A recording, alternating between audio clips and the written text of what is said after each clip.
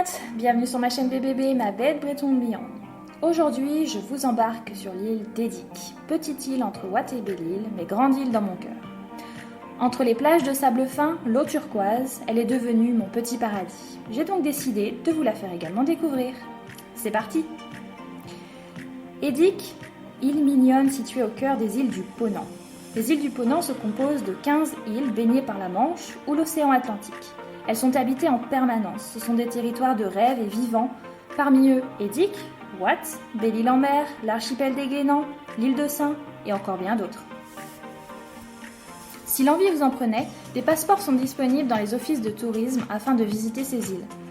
Elles se composent d'une page d'information à faire tamponner à chaque fin de visite de vos îles. Une façon ludique de découvrir les îles bretonnes. Edic est la plus petite des îles, entre Watt et Belle-Île. Elle est accessible facilement en voilier. Depuis le port du Bonneau par exemple, il vous faudra compter 3 heures. Ou par les navettes depuis Quiberon par exemple, pour 1 heure de traversée.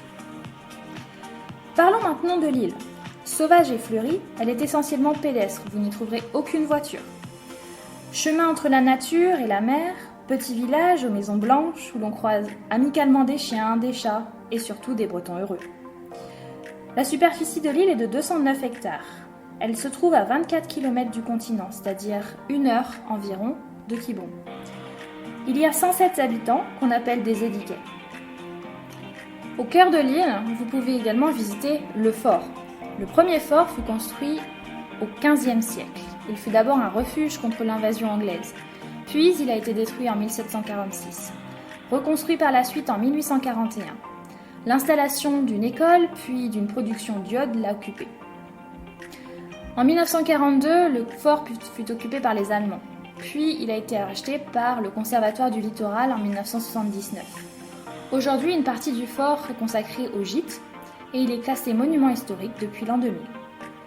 Entouré par les marais, l'esplanade du fort offre une magnifique vue sur une partie de l'île. Parlons maintenant des plages. De mes étés d'enfants passés sur l'île, je me rappelle de nos parties d'exploration des plages pour trouver notre repère, notre spot pour le coucher du soleil. Parmi celles qui ressortent, la plage bleue, eau transparente, sable fin, les Caraïbes. Le canot de sauvetage.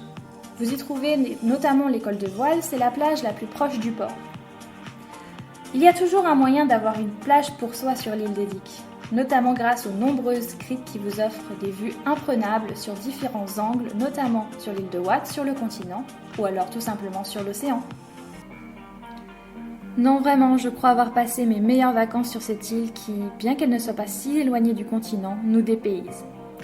Que dire des couchers de soleil sublimes assis sur le mur du port avec la lueur du phare, le son des vagues, le chant des goélands. Elle avait le pouvoir de m'en mettre plein mes yeux d'enfant et encore aujourd'hui mes yeux d'adulte. Alors, rendez-vous à Edic cet été? Kenavo!